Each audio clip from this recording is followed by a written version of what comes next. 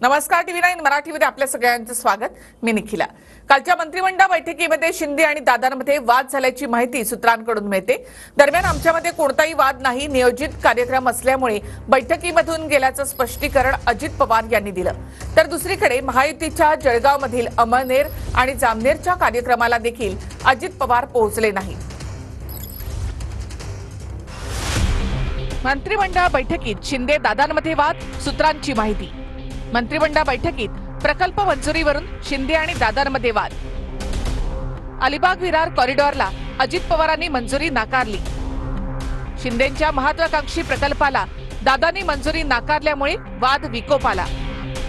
अर्थ खात्याकडून मंजुरी मिळाली नाही तर सीएमच्या अधिकार क्षेत्रात मंजुरी देणार शिंदेंचा टोला। शिंदेंच्या टोल्यामुळे दादा नाराज, बैठकीतून निघून गेल्याची माहिती। कॅबिनेटमध्ये महत्त्वाचे निर्णय होत असताना अजित पवार अनुपस्थित। हे काहीही नाही। काल माझा कार्यक्रम हा अहमदपूर तालुक्यामध्ये लातूर जिल्ह्यामध्ये होता। 10ला कॅबिनेट होती। काही कारणाने कॅबिनेट उशिरा सुरू झाली। मला 1ला टेक ऑफ होतं। त्याच्यावर कॅबिनेट उशिरा सुरू झाल्यामुळे 11:30 ते 1 पर्यंत मी तिथं थांबलो आणि 1ला मला जाणंच गरजेचं होतं। मला 2ला त्या नांदेडला पोहोचून तिथून हेलिकॉप्टरनी अहमदपूरला जायचं होतं। अहमदपूरला अतिशय साधेपणाने एक शेतकरी मेळावा मी केला। खरं वस्तुस्थिती अशी। अमळनेर जामनेरच्या कार्यक्रमात दादांची अनुपस्थिती। अमळनेर जामनेर मधल्या कार्यक्रमाला न जाता दादा तातडीनं मुंबईच्या दिशेने रवाना। अमळनेरला अनिल पाटलांच्या लाडकी बहीण योजनेचा कार्यक्रम होता। जामनेरमध्ये फडणवीसांसोबत महाजनांच्या मतदारसंघात विकास कामांच्या लोकार्पणाचा कार्यक्रम होता। दादांना मुंबईमध्ये काम असल्यामुळे कार्यक्रमाला आले नाहीत, गिरीश महाजन यांचं स्पष्टीकरण। मुंबईत 6 वाजता पत्रकार परिषद असल्यामुळे दादा मुंबईला रवाना झाल्याची माहिती। काय घडी घडी पवार हे जळगाव विमानतळावर मला काही परत निघून गेले। मला काय आता त्यांना विचारलं, मला काय माहिती आहे? मला काहीच माहिती नाही। कार्यक्रमामध्ये येणार राजा मला काही त्याला काय अर्जंट काम निघालं म्हणून ते परत गेले। अमळनेरच्या कार्यक्रमाला नाही आणि त्याने जामनेरच्या कार्यक्रमाला नाही, काही अर्जंट काम निघालं म्हणून ते परत गेले। बघा, ही माहिती समोर आलेली आहे। खरं म्हणजे तुम्ही आतमध्ये लाईव्ह कॅमेरे बसवले पाहिजेत, म्हणजे यापेक्षा भयंकर माहिती समोर येईल। कोणाचाही पायपोस कुणाच्या गळ्यात किंवा पायात नाही, अशी परिस्थिती आहे सरकारची। मग अशीच सांगितलं, हे सरकार पहिल्या दिवसापासून एकमेकाच्या छाताडावर बसलेलं आहे, 3 पक्ष। अजित दादांच्या बद्दल नंतर चर्चा कर। तुझा मालक उद्धव ठाकरे महाविकास आघाडीवर किती नाराज आहे ह्याचे काय कधीतरी सकाळी उठून जरा थोबाड उघड। कधी गँगवर त्या महाविकास आघाडीच्या जागा वाटपामध्ये होईल आणि एक दुसऱ्याला संपून टाक, ह्याचा भरोसा राहिलेला नाही। 3 पक्षामध्ये पहिल्या दिवसापासून मारामाऱ्या हाणामाऱ्या सुरू आहेत। मुख्यमंत्र्यांनी तर अमित शहांचा पूर्ण ताबा घेतलेला आहे। अमित शहा हे फडणवीसांपेक्षा सध्याच्या मुख्यमंत्र्यांच्या प्रेमात पडलेले दिसतात, पण हे प्रेम नसून अफेअर आहे, लक्षात घ्या। ते कधी तुटू शकतं। आमच्या 3 पक्षात यांनी नाक खोसायची गरज नाही आहे। मराठी समजाल त्यांना तर सांगा, किंवा तोंड घालायची गरज नाही आहे। आमच्यातला एखादा माणूस कुठं बाहेर चालला, बाहेरून आला, उशिरा आला किंवा लवकर गेला, याच्यावरही वाद निर्माण करतात आणि त्यामुळे राजकीय द्वेषाने प्रेरित होऊन अशा प्रकारचं वक्तव्य त्या करतात। त्यांना बाजूला सारण्याचे पुरेपूर प्रयत्न कदाचित असावे। अजितदादा अनेक वेळा वित्त खात्याचे मंत्री राहिलेले आहेत आणि त्यांनी काही प्रमाणात असे ना थोडं शिस्त पाळण्याचं काम त्या फायनान्स विभागामध्ये केलं आहे, परंतु अलीकडे शिस्त बिघडवून काम सुरू आहे। त्यामुळेच अजितदादांनी कदाचित तिथून काढता पाय घेतला असावा असं मला वाटतं। आमच्यामध्ये कोणती फाटाफूट झालेली नाहीये। आम्ही ना सर्व एक आहोत। महायुतीचं सरकार हे येणार आहे। विपक्षाने काही जरी म्हणलं तर त्यांच्यामध्ये स्वतःच इतकी फाटाफूट झालेली, मला वाटतं महाविकास आघाडीची युती होणार नाही, एकंदरीत चित्र आहे। म्हणून तो आपलं असलेले अपयश इतरांवर लोटण्याचा ते प्रयत्न करतात। मंत्रिमंडळाच्या बैठकीतलं मला काही माहिती नाही आहे। ते मंत्रिमंडळाच्या बैठकीच्या त्या ठिकाणी जे असतात मंत्री त्यांना विचारावं लागेल, पण अजितदादावर काही नाराज नाही। त्यांच्याबद्दल नेहमीच काही वावड्या उठतात। अजितदादा कुठल्या कामात जरी गेले तरी अजितदादा नाराज आहे, ते कधी नाराज राहत नाही। मी त्यांचा स्वभाव मला माहिती आहे, ते धडपड करून निर्णय करणारे नेते आहेत। माणिकराव कोकाटे यांनी अजित पवारांना सिन्नरमधून लढण्याची ऑफर दिली आहे। दरम्यान कोकाटेंच्या ऑफरनंतर अजितदादांनी बारामतीमधूनच लढणार असे संकेत दिले।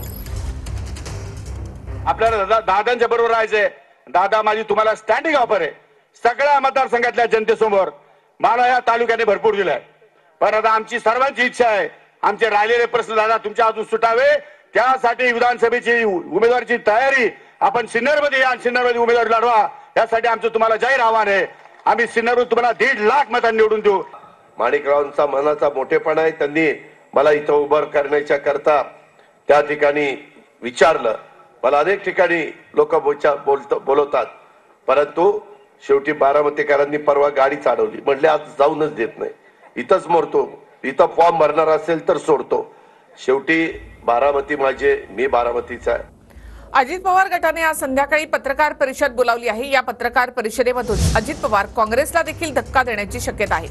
जिशान सिद्दीकी आणि श्यामसुंदर शिंदे यांचा अजित पवार गटामध्ये प्रवेश होण्याची शक्यता आहे.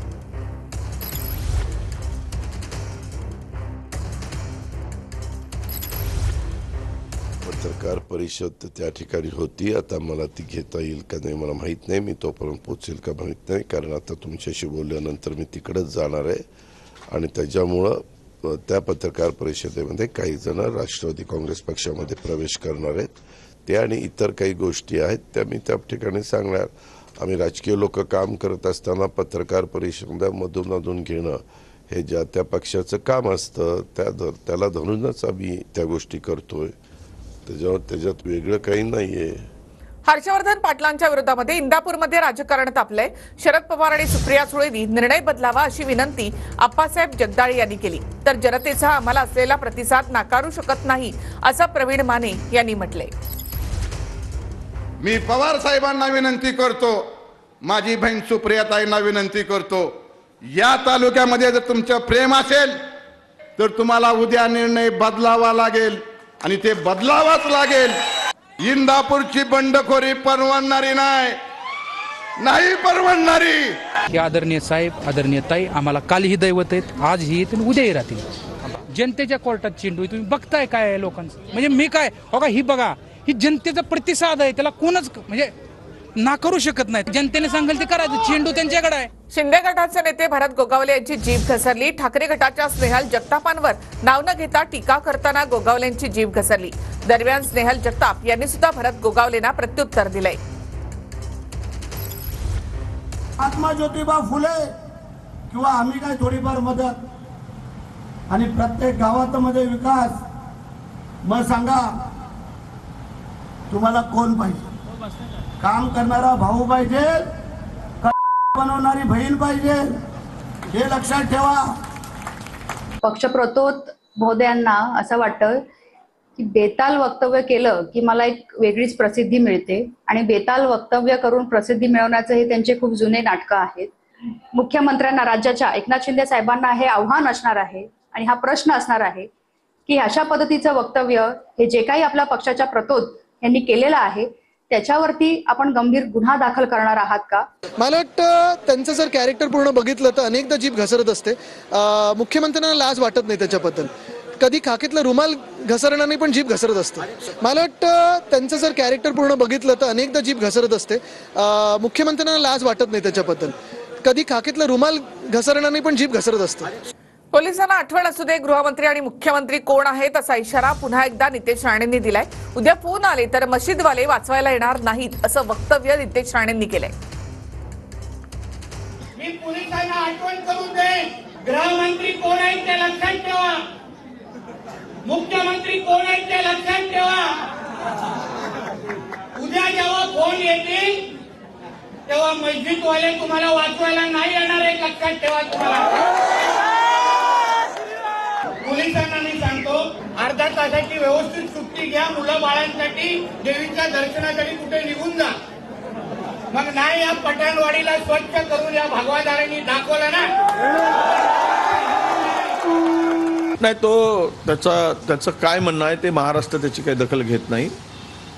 त्यामुळे ही जी त्याची भाषा आहे ती RSS आणि भाजपच्या ट्रेनिंग कॅम्पमधून सध्या ते ट्रेनिंग घेत आहेत आणि त्यामुळे त्यांची ती भाषा आहे. मी आमच्या महायुतीच्या सगळ्या वरिष्ठांना सांगितलं की राष्ट्रवादी काँग्रेस पक्षाचं जर कोणी वाचाळवीर वेगळ्या प्रकारची वक्तव्य करत असेल तर राष्ट्रवादीने त्यांना थांबवण्याचं काम करावं, समजून सांगण्याचं काम करावं. शिवसेनेचे करत असतील तर शिंदे साहेबांनी सांगावं, आणि भारतीय जनता पक्षाचे कुणी करत असतील तर एक देवेंद्र फडणवीस साहेबांनी किंवा बावनकुळे साहेबांनी त्याला आवर घालावा. राज ठाकरे उद्या विजयादशमीच्या मुहूर्तावर नागरिकांशी संवाद साधणार आहेत. दरम्यान यावरून संजय राऊतांनी नाव न घेता राज ठाकरे यांच्यावर टीका केली आहे. तर राऊतांच्या टीकेनंतर संदीप देशपांडे यांनी प्रत्युत्तर दिलं.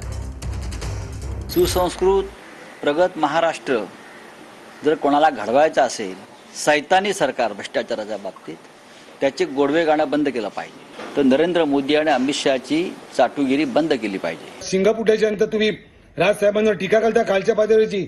काय काय लायकी आहे संजय राऊतांची की जे तुम्ही राजसाहेबांवर टीका करताय? तुमची पात्रता सांभाळा आणि बोला, तोंडाला लगाम द्या.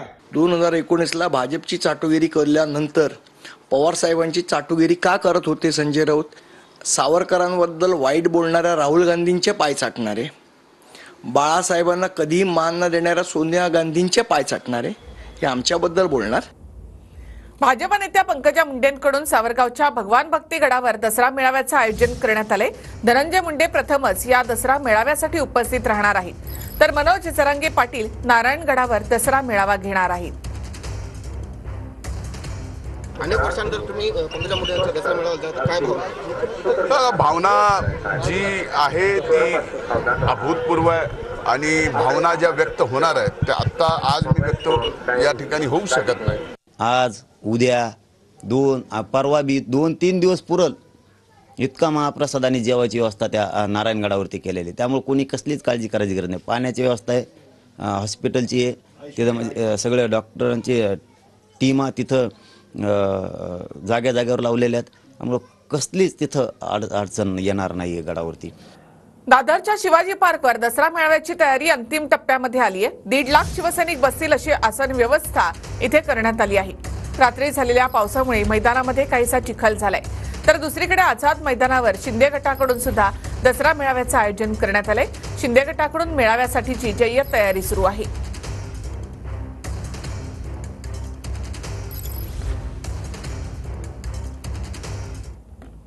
महाविकास आघाडीमध्ये 210 जागांवर एकमत झाल्याचं संजय राऊतांनी म्हटलंय. तर 50 ते 55 जागांचा प्रश्न अजून बाकी असल्याचं वडेट्टीवारांनी म्हटलं आहे. असं आमचं ठरलंय साधारण की 200च्या वर जागावरती एकमत झालेलं आहे. 210 साधारण. तर त्या जागांची यादी आम्ही जाहीर करू. दसऱ्याच्या मुहूर्तामध्ये जागा जवळपास वाटप झालेले आहे. एक मला वाटतं की 50 ते 55 जागेचा प्रश्न राहिलेला आहे शिल्लक. मित्र आणि विधानसभा निवडणुकीसंदर्भातले महत्त्वाच्या बातम्या आपण पाहूया. सांगोला विधानसभेतून मला तिकीट मिळणार आणि 35 ते 40 हजार मताधिक्यानं निवडून येणार, शहाजी बापू पाटील यांचा दावा. सांगली जिल्ह्यात काँग्रेसकडून विधानसभा निवडणूक लढवण्यासाठी 19 जण इच्छुक, खासदार प्रणिती शिंदेंनी इच्छुकांच्या मुलाखती घेतल्या.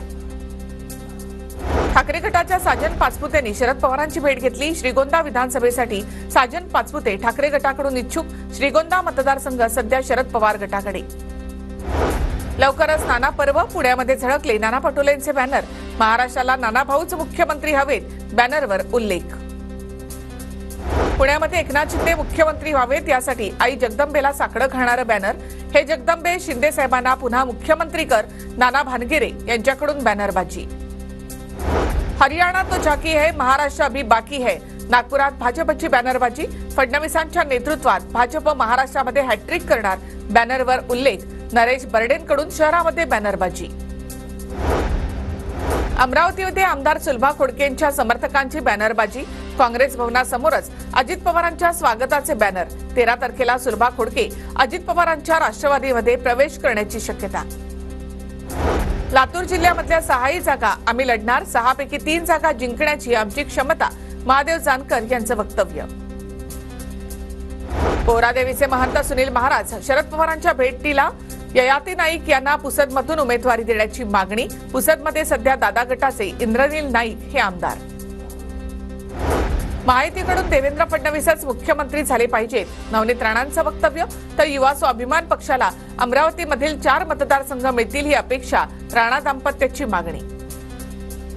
अभिजित पाटलांनी शरद पवारांची सिल्वर ओकवर भेट घेतली. अभिजित पाटील माढा मतदारसंघातून लढण्यासाठी इच्छुक. काँग्रेस नेते दत्ता आव्हाडांनी घेतली दिल्लीमध्ये काँग्रेस नेत्यांची भेट. दत्ता आव्हाड छगन भुजबळ यांच्या विरोधात येवल्यामधून निवडणूक लढण्याची तयारीमध्ये. नाना भानगिरेंच्या समर्थकांनी वर्षा बंगल्यावर घेतली शिंदेंची भेट. हडपसरमधून नाना भानगिरेंना उमेदवारी देण्याची मागणी. हडपसरमध्ये सध्या अजित पवार गटाचे चेतन तुपे आमदार.